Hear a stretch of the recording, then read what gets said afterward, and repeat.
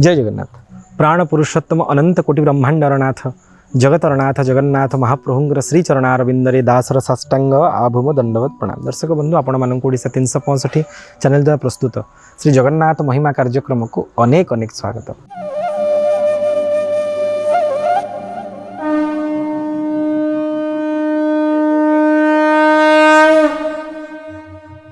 महाप्रभुंर अणसर आरंभ होईची शांते अणसर घरे जर कंपुचंते।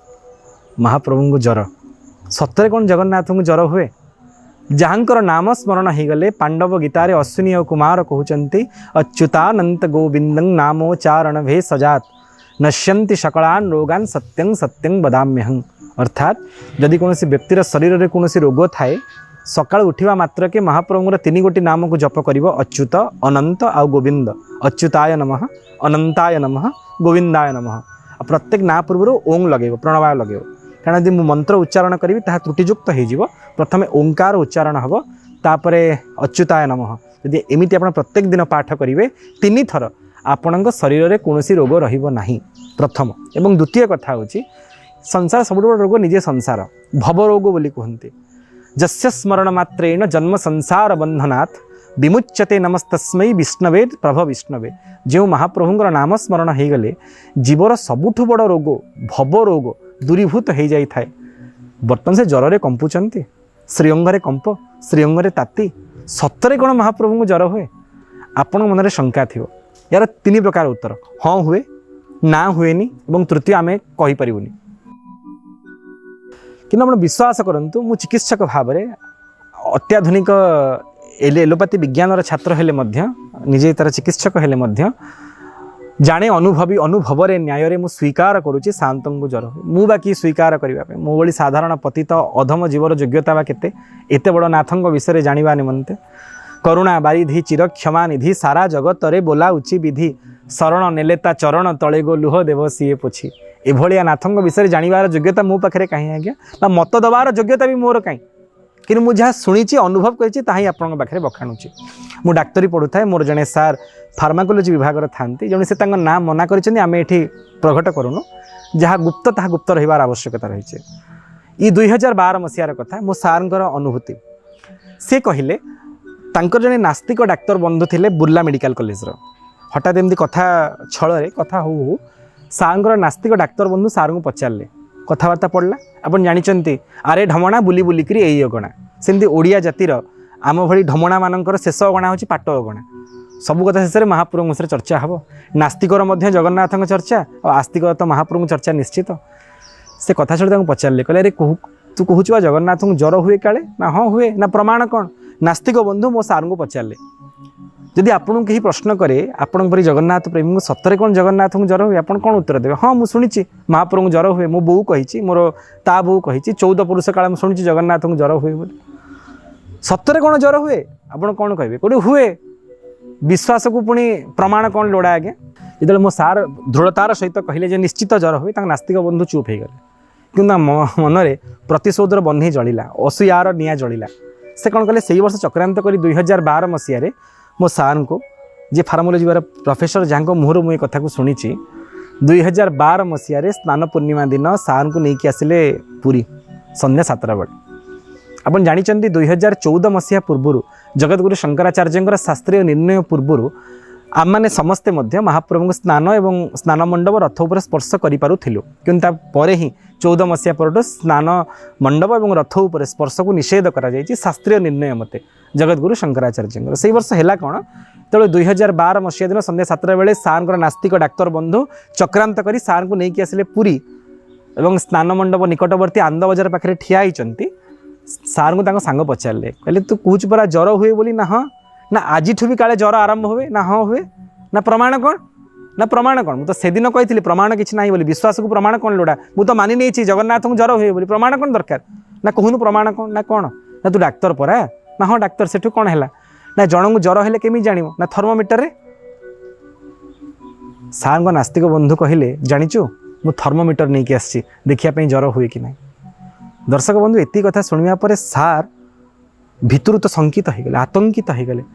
आ बल बल हो महाप्रभु स्नान मंडप आड़े चाहिए कहले मणिमा मो पार्टी थे बाहरी पड़ी आपन को ज्वर हुए बोली ये आसी आपणकर परीक्षा नब सतरे आपण को जर हुए कि नहीं आपण जगतर प्रत्येक जीवर परीक्षा नियंती परीक्षक भाव में ये आसी आपणकर परीक्षा नब आपण कसटी पथरे तौलिब सतरे आपण काठ ना जीवंत आपण गाधई पड़े जर हो कि नहीं प्रभु को प्रार्थना कले स्नान मंडप निकटरे मान उद्धारण कर हे तारण शरण मुतुंभ पाद तले अनाथर नाथ नीलगिरीनाथ जगन्नाथ नाम नीलाचले आपण विश्वास करेंगे कथा को आम अन्यथा जाऊ ना मिथ्यावास करिवार भाव एवं से प्रकार अभ्यास आमर ना संध्या 7 राति 11 पर्यंत अपेक्षा कले साहाण मेला हला पर्यंत महाप्रभु हाथी बेश महिलम है समस्ते गले दियों को छुईले ए भितर सार डाक्तर बंधु जे नास्तिक डाक्तर बंधु से थर्मोमीटरटा बाहर कले मर्कुरी थर्मोमीटर पारा थर्मोमीटर बाहर कले से भिड़ भर निजक सामिल कले भीषण भिड़ आज्ञा राति 11टा बेलू दियों को छुईदेवाई प्रबल भिड़ लोक मान से भिड़ भितर सार डाक्तर बंधु प्रथम थर्मोमीटर को साधारण तापमान को आणले माने 94 डिग्री को आणले और धरिकी चलले आपण विश्वास करेंगे से भिड़ भितर महाप्रभुंर बाम भुज तले से अति बेस 2 सेकेंड में थर्मोमीटर लगे एमती लगे पुणी भिड़ ठेलिकी बाहर करले स्नान मंडप 2 सेकेंड रु लगे महाप्रभु देहरे आउ 2 सेकेंड बाहर को बाहरी गले तो स्नान मंडप तलू को जाकि थर्मोमीटर देखती 106 डिग्री फारेनहाइट हालुका सुखीगला मुंडू गम गम गम गम झाड़ बहीगला आखिर धार धार लुह बहु थाए कथा कही पार न था मो सार कौतूहल बस्त थर्मोमीटर टाणी आणले देखला बेलू 106 डिग्री फारेनहाइट कहले बाबू रे जदि आ गोटे सेकेंड अधिक होता पारद थर्मोमीटर को फटेकी बाहर को बाहरी जाता सार नास्तिक बंधुंकर समस्त नास्तिकता मन भितर थिबा समस्त प्रकार अहंकार गर्व अभिमान चूर्ण विचूर्ण हो गला आ से लुह की आखिर बहीगला से साष्टांग प्रणिपात कहले प्रभु सतरे आपण को जर हुए आपण विश्वर परीक्षक मु आपणकर परीक्षा नहीं त्रुटि करिछि मणिमा मते क्षमा करंतु दर्शक बंधु न दारु प्रतिमा एसह साक्षात ब्रह्म प्रकाश्यते ये साधारण दारु प्रतिमा भाविबेनी तथापि पाठुआ पाठ पढ़ी जेबे कहंती कालिया काठ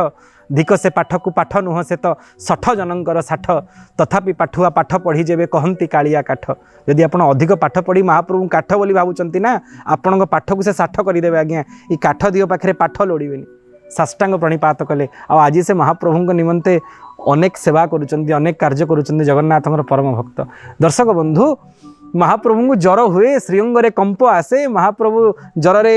कंपंती थरंती दैता माने कहते हाथ मारे हाथ फोटका हो जाए श्रीअंगरे एति कंप थाए आम विगत अध्याय आपको आलोचना कर शुणु कहीं जगन्नाथ को जर हुए जर कारण कौन एवं चिकित्सा केमी अनुष्ठित होता है आपड़ के महाप्रभु साधारण दारु प्रतिमा भाव हेय ज्ञान करेनि जो कथा ब्रह्मा बारंबार इंद्रद्युम्न को स्पष्ट करिसंती न दारु प्रतिमा एसह ये साधारण दारु प्रतिमा नुहंती ये स्वयं परम ब्रह्म दारवी रूप को धारण करी मानव लीला को परिप्रकाश करुचंती दर्शक बंधु महाप्रभुंर ज्वर हबार प्रकृत विधान रही ज्वर है आम बहुत बार कही जमी जर दिह अच्छा श्रीमंदिर सूर्य मंदिर प्रवेश मात्र बाम पटे अच्छा पूर्वाभिमुख होकर 3 मुंडिया दिह